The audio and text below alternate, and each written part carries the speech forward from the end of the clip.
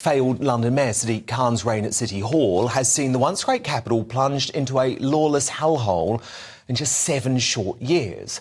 Khan has capitulated on everything from knife crime, housing and transport to perhaps his most grave error of all, the hated ultra-low emissions zone scheme to rob motorists of their livelihood. Watch how this incompetent bloke muttered about asthma rates in outer London boroughs when confronted by a tearful and devastated nurse. She's a single mother of 3 who said she couldn't afford to buy a new car to comply with deranged ULEZ regulations. I have no way at all of purchasing another second-hand car or paying the ULEZ charge. I'm terrified. What on earth do I do? I'm on a low income. I work in healthcare. I'm a single parent with 3 children at university. So I am absolutely reliant on my car for my shift work in the hospital and for getting the kids to university. If I could explain why we're doing this, it wasn't an easy decision for I will make you address her directly after you've given us the for me to do. picture. Sure. More than 2/3 of those who suffer from asthma and other issues live in outer London. No answer. So one man hoping to oust the mealy-mouthed mayor from power is rising Conservative star Samuel Kasumu, a former special advisor to Prime Minister Boris Johnson, who's now favourite to become the Tory candidate at the London Mayoral elections next May. Samuel has been endorsed by no less than Tory big guns Grant Shapps, Steve Baker and Priti Patel, and has his sights firmly set on putting London back on the map. So, Samuel, it's great to have you here. Firstly, can you just be very, very clear, ULEZ would go completely under a Tory administration led by you? Yeah, Sadiq Khan has absolutely no mandate. It was not in his manifesto. It's going to cripple some of the most vulnerable people in our society. What he's doing is an act of self-harm, completely inappropriate. And if we are successful in May 2024, that expansion will be reversed. Good. I think that's really important to know because this is very, very disturbing. Do you feel like this could be your chance to beat Khan? Because it's really fascinating, actually. Sean Bailey, you know, a man I'm sure you know, he's on our Superstar panel tonight.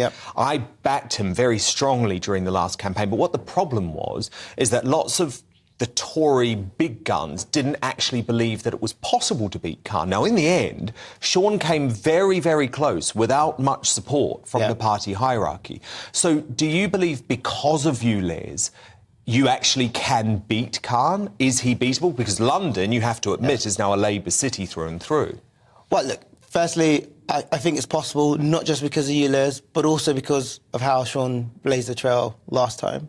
I think that we should ignore the polls and focus on the fact that London is a very unique city and most of the polls are inaccurate when it comes to trying to predict where we end up.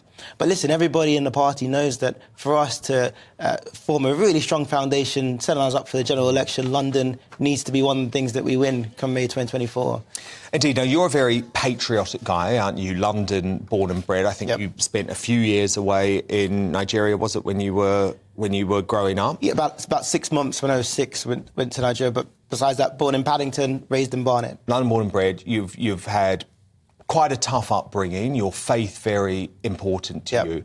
What I like about you is that you're a very patriotic guy, aren't you? And you actually think that London can be helped can help the union in lots of ways. For example, when it comes to the Commonwealth, you think you could, as London Mayor, really help the new king secure the Commonwealth. Now, that's in stark contrast to Sadiq Khan, who, as far as I can tell, wants to trample over our history and pull down lots of statues. Yeah, I mean, Sadiq spent over £500,000 on this weird panel focused on how we can rename roads and pull down statues, when he should be focused on how we can be a lot more safer as a society and how we can bring in more jobs and opportunity to people in the city. I'm very passionate about the monarchy and the Commonwealth. I think that King Charles is a fantastic leader.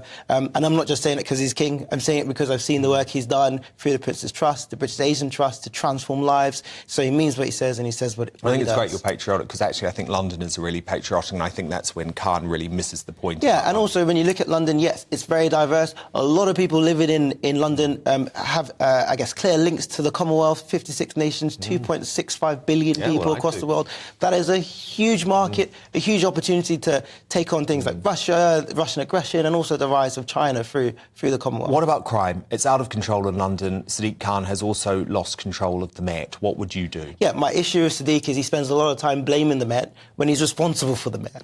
There's no point putting out tweets every time it seems like a police officer has done something wrong? Why are you not dealing with the challenges at the root cause? So we need to do a lot more to instill more trust and confidence in the police, but also we need to make sure that the police know that their commander-in-chief, for want of a better term, is on their side and wants them to do as best as they can. And that's exactly what we'll do. We're going to publish a comprehensive crime plan. We call it Time for Action, where we make sure we return to localism, we return to getting more cadets on our volunteering as well, so we have a clearer pipeline of future officers. We've got loads of plans. I know we don't have a lot of time, so I'm not going to tell you all of them, but we've been thinking about this for a long time. Can we talk a little bit about your time in Number 10, Downing Street, because you were a special advisor to Boris Johnson on racial equality. Civil society and communities was my brief. And you quit in a big row over this Sewell report, which this is what people tell me all the time. Britain wasn't institutionally racist. Do you think Britain is institutionally racist? First,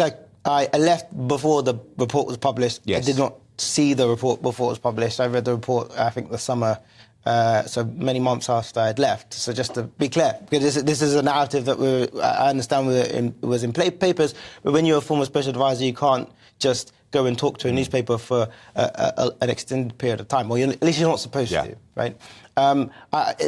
Is Britain instantly racist? I don't think so. It's not the way I would describe the nation that I'm from and where I live and where I want to serve and where I have served in public life.